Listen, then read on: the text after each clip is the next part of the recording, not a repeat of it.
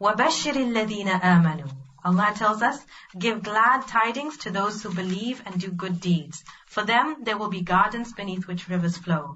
Whenever they will be given fruits to eat, they will say, this is similar to the one we used to eat before. For they will be provided fruits which will resemble the fruits on the earth. And for them, there will be virgin spouses, and they shall live therein forever. So this is the success that Allah gives to those who believe. And He describes in detail that there will be gardens, and the Quran goes on to describe this, that in the hereafter, when you attain the success and the gardens and the wealth, is there old age there? Is there illness in the hereafter?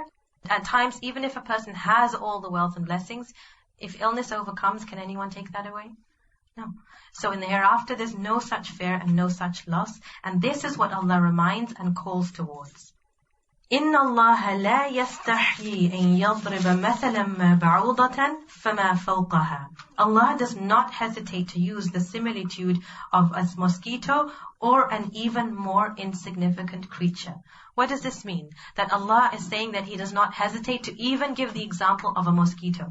To understand this, we should know that at the time of the Prophet ﷺ, one of the objections that people had to Quran, why does it talk about mosquitoes? In the Quran, Allah mentions a fly. There is a surah called the ants. There is a surah called the elephant. The camel is mentioned. And here you see thunder, lightning, other things like this. And the people who didn't want to believe, they would say, what kind of speech of Allah is this? Why is it talking about stuff that's so insignificant? So Allah responds to that by saying that He doesn't hesitate to mention anything, even if it's a mosquito. And how tiny is a mosquito? Those of you who have been bitten by one know that you can't sometimes see it unless it's very well fed and it's big. But you can't even see the mosquito. Allah says, I don't even hesitate to give the example of this. Why?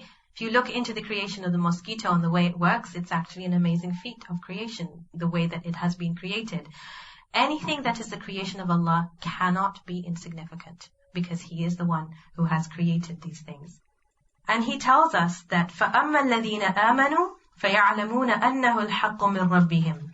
As for those who believe, they know that it is the truth from their Rabb. So the believers, they don't question when these examples are given. وَأَمَّا الَّذِينَ كَفَرُوا. And as for those who disbelieve, فَيَقُولُونَ مَاذَا أَرَادَ اللَّهُ بِهَذَا مَثَلًا.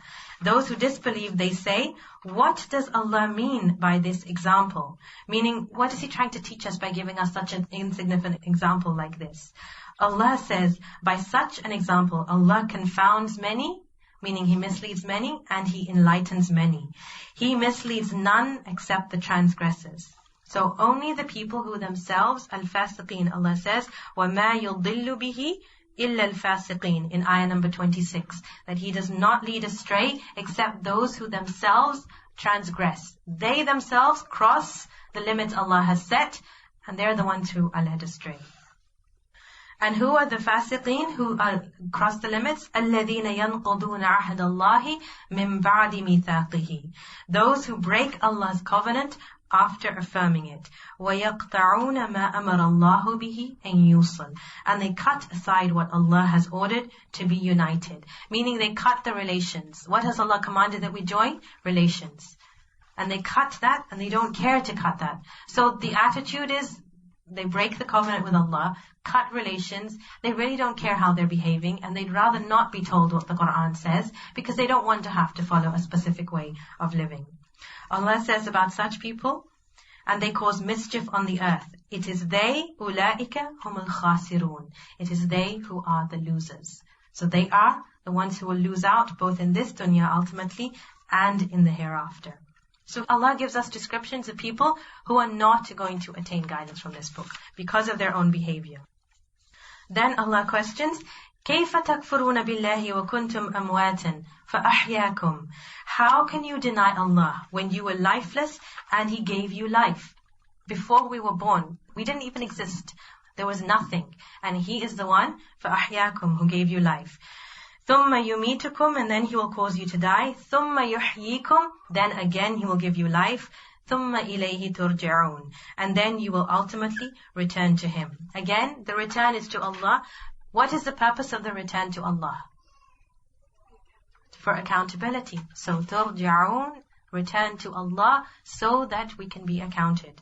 And the good deeds will be rewarded, and the bad deeds will bring punishment. So it's simple as this.